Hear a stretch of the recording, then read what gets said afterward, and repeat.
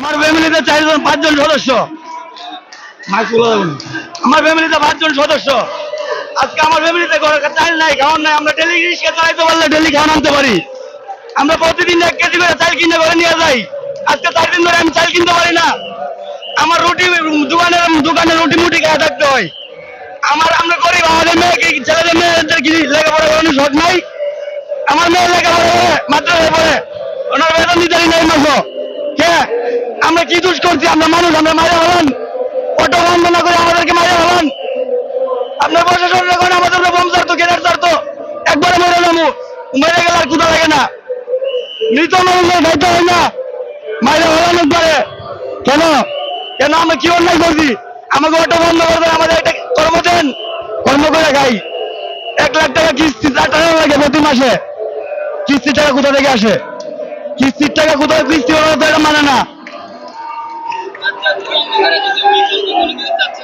সরকার বন্ধ করে দিলে যতক্ষণ পর্যন্ত অটো রিক্সার একটা ব্যবস্থা না করে ততক্ষণ আমরা এই সচিবালয় ছাড়বো না।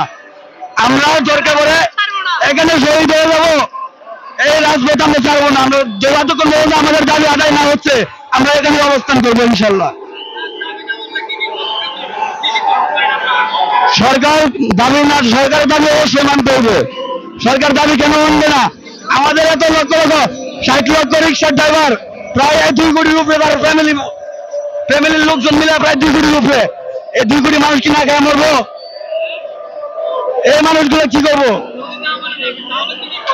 না মানলে আমরা রাস্তাঘাট অবরোধ করতেছি, আমরা শান্তিপূর্ণ আন্দোলন আদায় করতেছি, সরকারের দাবি জানাতেছি আমাদের দ্রুত হাইকোর্টের রায় আসুক।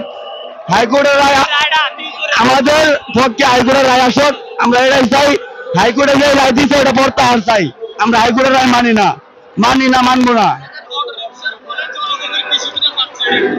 আমাদের অটো রিক্সা এখন সব গাড়ি দুষ করে নাম হয় দুষ্টাবাদ অটো গাড়ির উপরে সবাই।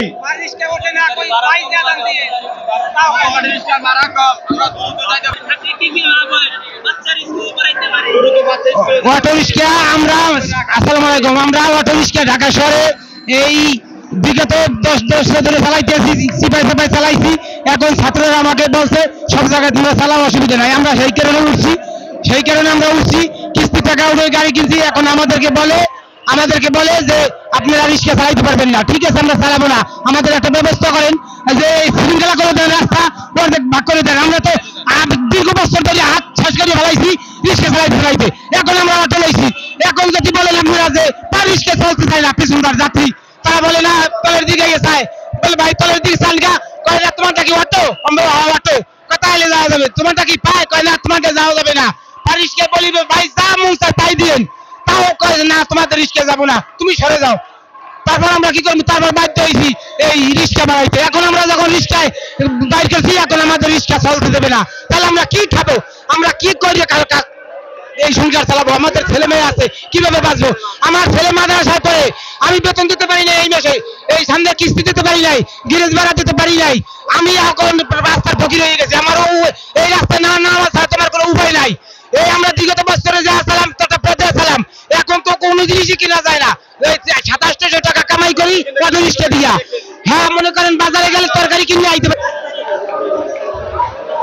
আমাদের অটো রিক্সা গুলো যারা এরা মালিক পক্ষ আছে, এরা আইন করে দেবে, পুলিশ আছে, সার্জন আছে, তারা জানে। তাকে কেরা মানে না, পোলাপান কিছু আছে, ওরা টুকটাক এদিক ওদিক টানে, ওরা জানে না।